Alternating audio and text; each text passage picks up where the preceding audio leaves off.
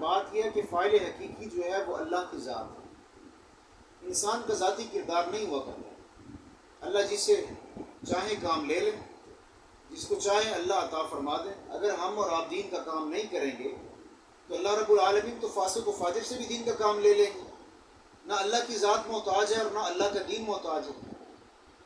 آپ نے سنا ہوگا کہ حضرت پیر معین الدین چشتی اجمیری رحمۃ اللہ تعالیٰ علیہ رحمۃ واسعۃ بہت بڑے اللہ والے گزرے ہیں۔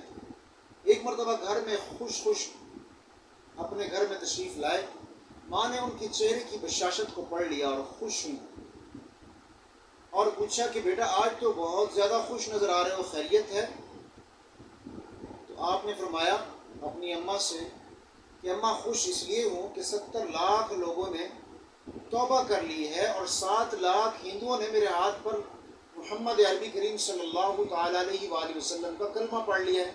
میں اس لیے خوش ہوں، میں اس لیے خوش ہوں کہ 7 لاکھ ہندوؤں نے محمد عربی کریم صلی اللہ تعالیٰ علیہ وآلہ وسلم کا کلمہ پڑھ لیا۔ اماں نے جواب دیا کہ بیٹا اس میں کردار میرا ہے، فضل اللہ کا ہے، اس میں کوئی شک نہیں، لیکن اس کے پیچھے ایک کردار ہے، وہ میرا کردار ہے۔ تو بیٹے نے پوچھا اماں جان آپ کا کردار کیسے ہے؟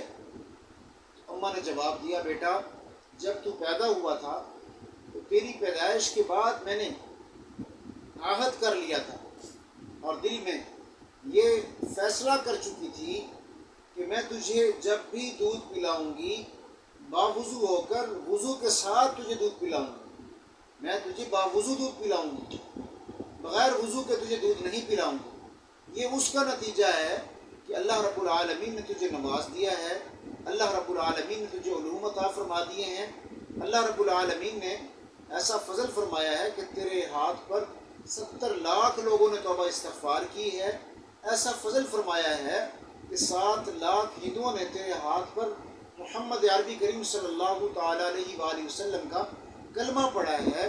اس کے پیچھے میری دعائیں ہیں، میرا کردار ہے کہ میں نے تجھے بغیر وضو کے دودھ نہیں پلایا۔